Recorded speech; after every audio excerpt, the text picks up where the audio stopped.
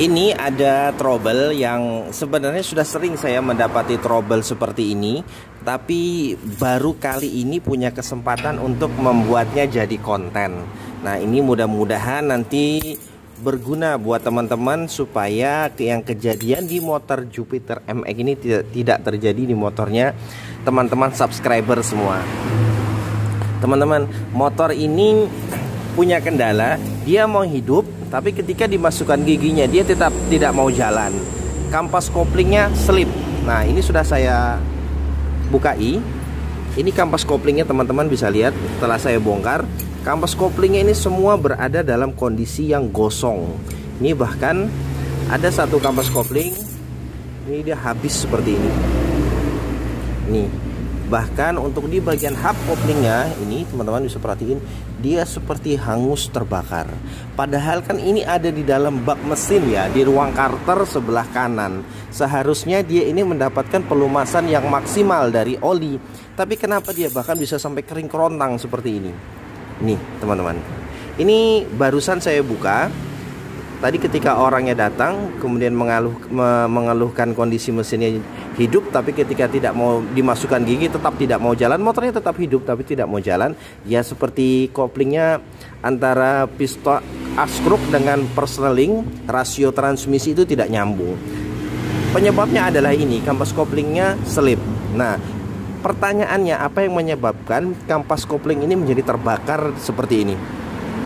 Ini bahkan untuk plat koplingnya sampai berwarna kemerah-merahan seperti ini, seperti habis mengalami pemanasan yang luar biasa. Padahal dia ada di dalam bak mesin dan oli mesinnya nih, volumenya juga masih banyak.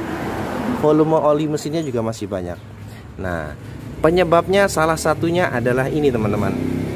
Ayo kita lihat. Kalau tebakan saya tidak salah dan yang seperti yang sebelum-sebelumnya, ini disebabkan oleh filter olinya yang buntu. Ini teman-teman, untuk Jupiter MX 135 ini ada filter oli di sebelah sini, ditutup bak koplingnya ini ada filter oli. Ini dia. Biasanya orang-orang itu meremehkan fungsi dari filter oli ini sampai bertahun-tahun tidak diganti ini, sampai warnanya hitam seperti ini. Sekarang kita tes apakah filter oli ini buntu atau tidak. Idealnya adalah ketika oli itu masuk dari pompa oli itu akan menyalur sebelum mendistribusikan oli ke seluruh bagian mesin. Jadi ke seluruh bagian mesinnya ini, mulai dari kampas kopling, kemudian sampai ke dengan saluran-saluran yang ada di sebelah kanan kopling dan di bak kopling, kemudian naik ke head cylinder sampai dengan ke kas piston. Idealnya oli itu difilter dulu atau disaring oleh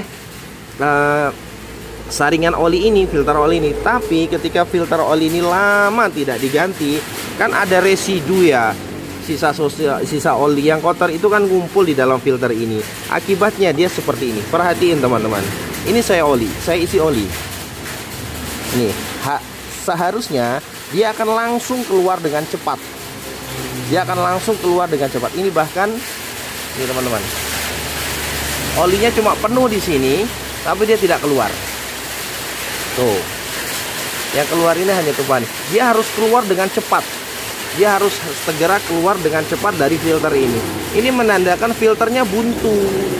Filter olinya ini buntu karena tidak pernah diganti ini. Tampangnya sampai peot-peot seperti ini. Nah, jadi ini memang pelajaran yang sangat penting dan yang sangat sering diremehkan oleh para pemilik motor yang punya filter oli. Jupiter MX, Satria FU, Fiction bahkan lebih parah. Kalau ini tidak diganti, maka dia akan cepat sekali mengalami kerusakan di bagian head cylindernya. Sama seperti MX, Fiction kan mesinnya tegak ya teman-teman. Mesinnya lebih tegak. Jadi kerjanya pompa oli itu harus maksimal. Dan kalau filternya dia buntu, otomatis akan mengurangi pressure yang dikirimkan oleh pompa oli. Alhasil, olinya tidak akan sampai didistribusikan ke head cylinder dan bagian-bagiannya. Jadi tinggal totalan kalau seperti itu teman-teman. Olinya masih banyak tapi suara mesinnya kasar. Motor ini pun suara mesinnya kasar sekali. Dan ternyata penyebabnya sepele. Filter olinya tidak pernah diganti. Ini teman-teman, ini padahal harganya murah loh. Yang asli ini cuma kurang lebih 25.000. Kalau yang biasa pun macam-macam, ada yang 8.000, ada yang 10.000, macam-macam. Mau yang biasa, mau yang asli, gantilah. Ketahanan oli berdasarkan manual book untuk filter oli itu maksimal harus diganti paling jauh maksimal 7.500 km.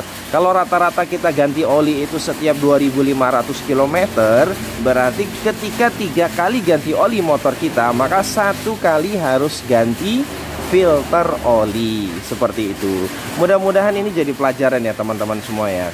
Karena saya nemukan ini bukan sekali 2 kali, tapi sering di motor-motor yang ada filter olinya diremehkan, tidak diganti, akhirnya keluar lebih banyak uang lagi.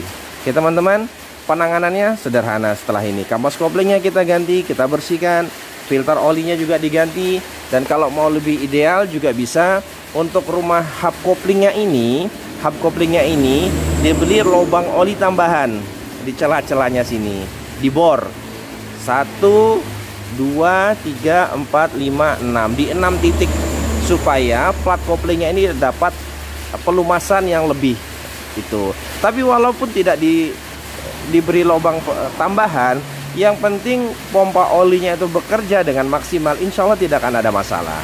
Seperti itu teman-teman, karena pabrik sudah mendesain pompa oli rumah kampas kopling, hub kopling akan mendapatkan pelumasan yang maksimal selama kinerja dari pompa oli, filter olinya tidak buntu, kemudian saluran-saluran olinya tidak buntu, maka dia akan mendapatkan pelumasan yang maksimal. Kurang lebih penjelasannya seperti itu teman-teman. Kalau ada yang mengalami masalah yang serupa, kampas koplingnya cepat sekali gosong, cepat sekali ganti, baru ganti udah gosong lagi. Jangan lupa untuk mengecek saluran oli, dan yang paling penting ganti filter oli secara teratur.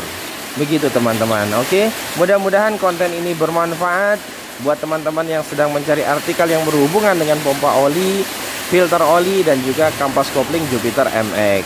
Jangan lupa ya teman-teman, di subscribe, disebarluaskan kontennya. Mudah-mudahan menjadi amal jariah buat semuanya. Terima kasih teman-teman. Assalamualaikum.